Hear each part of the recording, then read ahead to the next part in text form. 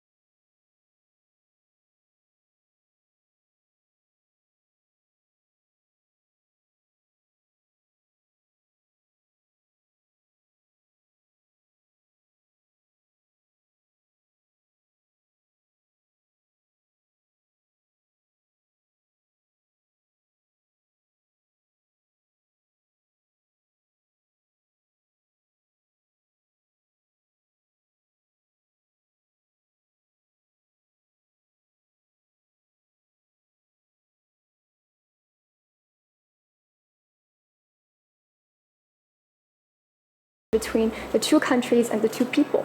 And so today, I'm very happy that I stepped into a brand new different role. I'm no longer just reporting or documenting the events, but I'm actually directly participating in cultural exchange. I became the vehicle of cultural communication, and that has been a very magical experience. The group curated a dance with music that balanced both contemporary and traditional Chinese aspects of the two performing arts. And for this song is a classic C-pop work, which perfectly combines traditional Chinese style together with the modern electronic music. Like we can hear there are tones of traditional Chinese instruments like pipa, erhu, and also suona weaving through this dynamic electronic beats.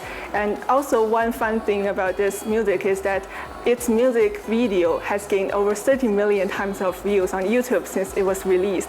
So I think it's just because of the fusion the fusion is the reason why it is so popular among like younger generations, not only in China but also all around the world.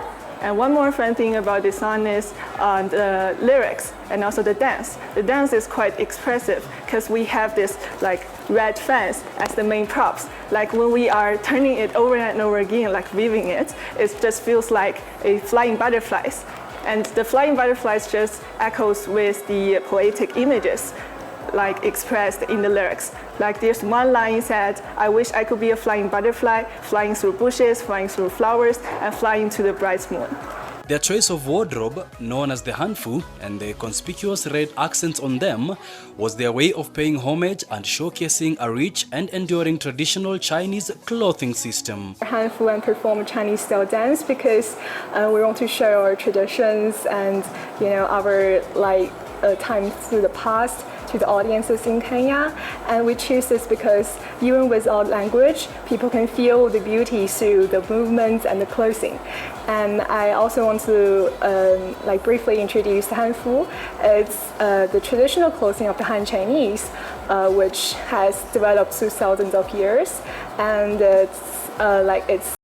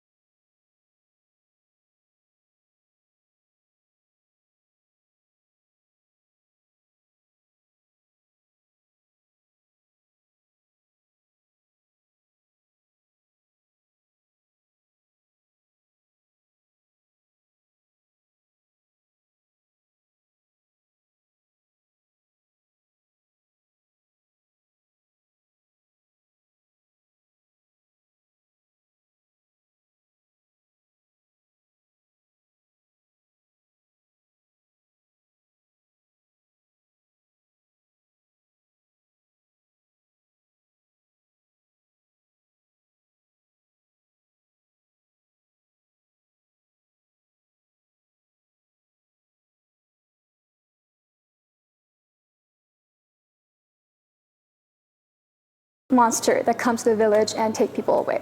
So we need to scare them off. And one way is by fireworks because they make a loud noise. And the second is by a lot of red decorations because the color is very bright. And probably he will be scared of this kind of bright color because it hurts his eyes. And that is why the Spring Festival has become a occasion, a family reunion where people set fireworks and use a lot of red decorations. Though slightly varying in meaning, practice and observation, a perfect example of what the festival could be compared with is Christmas. The Temple Fair is a traditional Chinese celebration during the Chinese Lunar New Year, and it is a lively combination of the food, cultural experience, and also maybe the community activities. It is originated back in many years ago in China. So originally the people went to temples to pray for the Chinese gods and maybe their ancestors for good luck and good fortune in the new year, and also the good weather and maybe the peace. And so gradually the people gather together, and here comes the vendors and maybe the actors who perform different kinds of art shows. So gradually, the Temple Fair grew into a social event more than a religious event in China. It goes without saying that culture truly transcends borders, and witnessing cross-cultural interactions happen through residencies and holidays like the Spring Festival is a step towards building a close-knit world. From my grandparents' generation, they may think like Africa or Kenya is a bit far away, actually, but my grandfather, he's very interested in world affairs. He always taught me a lot about the profound relationship or the friendship between China and Africa. But now for us, our generation, our Gen Z, actually traveling abroad is very common. Even a lot of my friends have been here as tourists.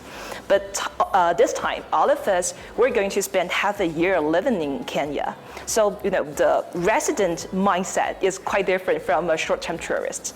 We are supposed to learn more or experience more about the local lifestyle and the local culture. So actually during my stay in here, actually two things shocked me a lot. The first is admiration. You know, like I know that Nairobi is an international city, Kenya is very international, but through actually interacting with local people, I can feel their like global perspective, their passion, their communication skills, and even their warmth. So that really helped me a lot, and I can feel the true feelings of both countries, both people. And the second is proudness. Just last week, I experienced the Mombasa-Nairobi Railway. I tried the Nairobi Expressway. I even visited the GTC. You know, I also met a lot of Chinese people who work here. All of these made me feel that I am a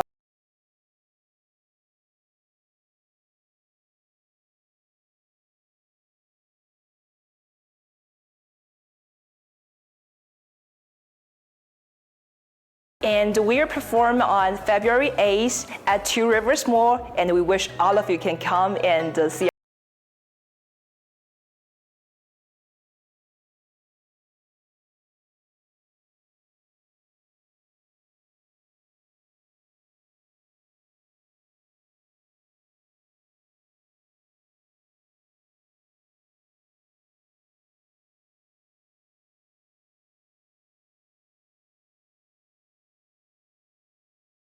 Have been able to preserve their culture and heritage over the many centuries. Something we can learn from.